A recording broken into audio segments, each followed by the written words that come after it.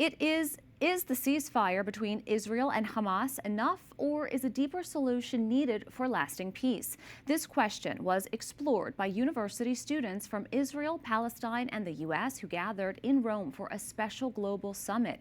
EWTN News Vatican journalist Paola Flynn has more. Just weeks after the ceasefire between Israel and Hamas, university students from Israel, Palestine, and the United States gathered at the Vatican to talk about peace. Created by Pope Francis and promoted by Scholas Occurrentes, the educational program Meaning Meets Us brings together young people from conflict-torn regions to facilitate dialogue and inspire hope for a new generation. Now in its second year, the summit brought together students from the Hebrew University of Jerusalem, Tel Aviv University, and Georgetown University. Certainly over these last 2 years, there have been periods where I can say that I did not have hope. I felt that no matter what I tried to do, it didn't amount to anything. I think that Middle Meets has, it showed me that there are a lot of people who do want this change, and that the world also wants to see this change.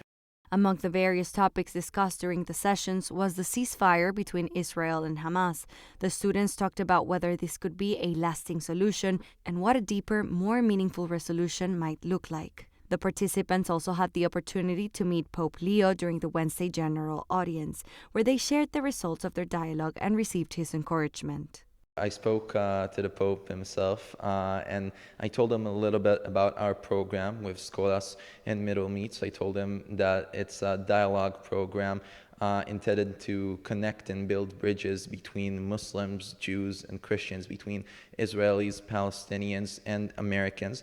And he shook my hand and he smiled and he told me we all need to work together to build bridges towards peace, and that he promises to do that and continue working towards peace himself.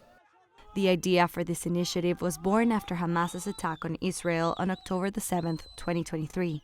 Today, the program counts between 150 and 200 students in universities across Israel, Europe, and the United States. I think that our interfaith dialogue can only go so far when there are so many issues adjacent to the religious that otherwise we might be talking about.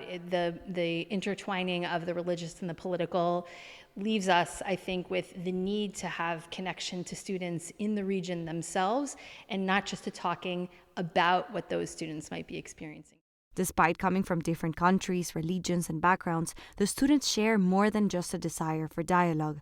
They share a profound hope for a better future. I have a lot of belief in my generation. I think we came in the middle. We didn't really experience what our grandparents experienced, and we want to live and we see a lot of normal life outside of our home, and we have the ability to look elsewhere and try to learn from other countries.